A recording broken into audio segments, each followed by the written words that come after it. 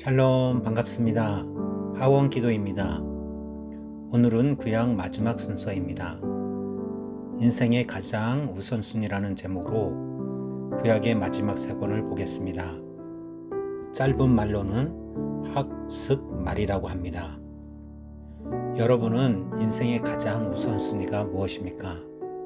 건강, 자녀 잘됨, 재정, 성공, 행복, 여행 등등 여러 가지가 있을 것입니다. 여러분이 생각하는 우선순위의 것들이 모두 있어야 할 것입니다. 근데 우리가 잘 생각해 봐야 할 것이 있습니다. 그것이 꼭 우선순위여야 합니까? 우리가 우선순위를 잘못 알고 있을 수 있습니다. 말씀을 보면서 우리의 우선순위를 다시 생각해 보는 시간이 되시길 바랍니다. 오늘 첫 번째로 학개서입니다. 책 이름의 뜻은 축제라는 뜻입니다. 저자는 학개입니다. 책을 쓴 시기는 기원전 520년경입니다. 설교와 예언이 기록된 책입니다. 등장인물로는 학개, 스룹바벨, 여호수아, 성전 재건에 무관심한 유다 백성 등입니다. 학개서는 바벨론 포로 이후에 기록된 책입니다. 페르시아가 바벨론을 점령한 후에 페르시아 왕 고레스는 바벨론의 포로로 끌려왔던 유다 백성들을 돌려보내기 시작했습니다. 유다 백성들은 본국에 돌아왔지만 하나님을 최우선으로 살지 못했습니다. 그래서 예배 장소인 성전도 다시 짓지 못하고 있었습니다. 그런 백성들을 향해 학개 선지자가 소리 높여 외쳤습니다. 성전부터 다시 짓지 않고서 과연 무슨 일을 할 수 있다는 말입니까? 그는 백성들에게 마음가짐과 우선순위에 대해 힘주어 말했습니다. 유대인들이 고향을 잃고 남의 나라에서 포로 생활을 하게 된 원인이 무엇이었습니까? 바로 하나님을 최우선에 두지 않았기 때문입니다. 하나님은 그들에게 오직 하나님만 섬기라라고 명령하셨습니다. 그러나 그들은 순종하지 않았습니다. 성전을 다시 짓는 일은 새로운 삶을 위해 다른 무엇보다도 가장 중요한 것이었습니다. 하나님만 섬기겠다는 백성들의 마음을 표현하는 것입니다. 하지만 성전을 다시 짓는 일은 시간이 많이 걸리는 일입니다. 그렇기 때문에 하나님을 위한 마음가짐과 우선순위를 단단히 결심해 두는 게 필요했던 것입니다. 오늘 우리도 학개 선지자의 외침에 귀를 기울여야 합니다. 무엇보다 하나님이 가장 먼저라는 것을 잊지 말아야 합니다. 다음은 스가랴서입니다. 책 이름의 뜻은 하나님이 기억하셨다입니다. 저자는 스가랴입니다. 책을 쓴 시기는 대략 기원전 520년경입니다. 설교와 예언의 책입니다. 등장인물로는 스가랴, 성전 재건에 힘쓰는 백성들이 있습니다. 스가랴 선지자도 학개 선지자처럼 포로 생활에서 돌아온 후에 활동했던 선지자입니다. 스가랴 선지자가 성전을 짓고 있는 백성들을 격려하기 위해 기록한 책입니다. 스가랴는 백성들에게 너희는 지금 성전 재건을 하기 위해 애쓰고 있다. 성전 건축은 그럴 만한 가치가 있는 일이다. 라는 메시지를 전했습니다. 성전을 짓다 보면 속상한 일도 생기고 화가 나는 일도 생깁니다. 때로는 동료와 다투기도 하고 하나님이 원망스러워지기도 합니다. 하지만 기쁜 마음으로 일하면서 낙심하거나 슬퍼하지 말아야 합니다.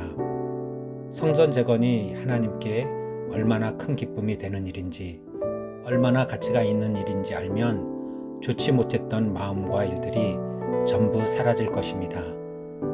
스가랴서 후반부에는 예수님에 관한 예언으로 가득합니다. 예수님이 돌아가시기 전에 나귀를 타고 예루살렘에 들어가실 것, 유다가 은 30에 예수님을 팔아 넘길 것, 예수님은 옆구리를 찔릴 것, 예수님의 피가 우리의 죄를 정결하게 할 것, 예수님의 손과 옆구리에 상처가 남아있을 것, 예수님은 체포되어 제자들에게 버림받을 것, 스가랴는 예수님이 이 땅에 다시 오실 것, 즉 재림을 예언하기도 했습니다. 구약의 마지막 책인 말라기서입니다. 책 이름의 뜻은 하나님의 사자라는 뜻입니다. 저자는 말라기입니다. 책을 쓴 시기는 기원전 430년경입니다. 설교와 예언이 담겨 있는데 질문과 대답으로 이루어졌습니다. 등장인물로는 말라기와 이스라엘 백성들입니다. 말라기 선지자는 유다 백성들이 율법을 지키려는 노력을 절반밖에 하지 않는다고 말을 했습니다. 유다의 백성들은 하나님께 희생 제물을 바쳤습니다. 그러나 동물이나 곡식 중에서 쓸모없는 것, 흠 많은 것들을 골라서 바쳤습니다. 하지만 하나님께는 흠없고 순전한 것을 골라서 드려야 합니다. 그런데 그들은 자기들이 더 좋은 것을 갖고 자기들 마음대로 예배를 드렸던 것입니다. 그들은 하나님이 자기들의 마음을 살피지 못할 것이라고 생각했던 것입니다. 하나님을 사랑하지 않는 마음, 높이지 않는 것을 하나님께서 모르실 줄 알았다니 참으로 어리석은 사람들입니다. 말라기 선지자는 백성들이 포로 생활을 마치고 본국으로 돌아온 뒤에 저지른 죄에 대해서도 꾸짖었습니다. 유다 백성들은 우상을 섬기는 여인과 결혼했고 함께 우상을 섬기기 시작했습니다.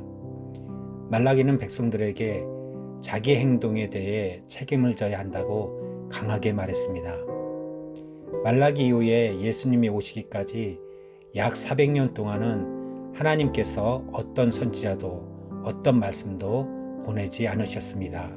이때를 중간기라고 부릅니다. 지금까지 구약의 말씀을 봤습니다. 오늘의 말씀의 중심은 성전과 예배입니다. 하나님의 마음을 기쁘게 하는 것도 성전과 예배입니다. 깨와 스가랴는 성전의 회복이 얼마나 중요한가를 가르쳐 줍니다.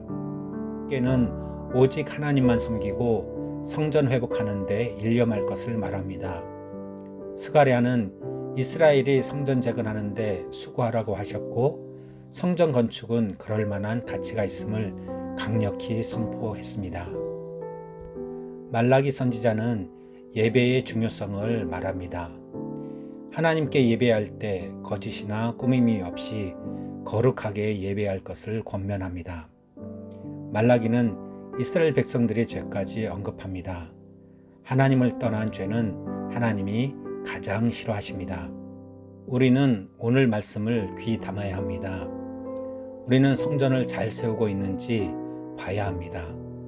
지상의 교회도 잘 세워야 하지만 그리스도의 몸된 우리 자신, 즉 성전된 우리가 그리스도 안에 바로 서 있어야 합니다. 하나님은 우리가 바르게 세워지길 원합니다. 그러기 위해서는 하나님께 드리는 예배가 살아있어야 합니다. 공예배는 물론 삶의 예배, 현장 예배까지 살아있어야 합니다. 그렇게 되어야 하나님의 나라가 우리 가운데 임합니다. 지금까지 총 19회에 걸쳐 구약 숲으로 보기를 했습니다. 성경을 쉽게 이해하기 위해 간단하게 엮어봤습니다. 재생 목록에 성경 숲으로 보기로 묶었습니다. 한번 쭉 들어보시고 성경을 이해하시는데 도움이 되셨으면 합니다. 감사합니다. 기도하겠습니다. 은혜의 하나님, 성경 숲으로 보기 구약편을 잘 마무리할 수 있게 하셔서 감사합니다. 하나님의 말씀인 구약을 통해 하나님의 뜻을 알게 하시며 언약의 말씀인 하나님의 약속을 알게 하옵소서. 우리는 하나님의 거룩한 성전입니다. 거룩한 백성으로 하나님의 뜻에 따라 살게 하옵소서.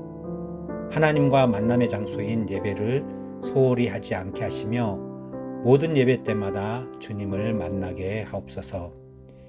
하나님이 가장 싫어하는 우상을 섬기지 않게 하시며 하나님의 뜻에 어긋난 것을 하지 않게 하옵소서. 예수님의 이름으로 기도합니다. 아멘.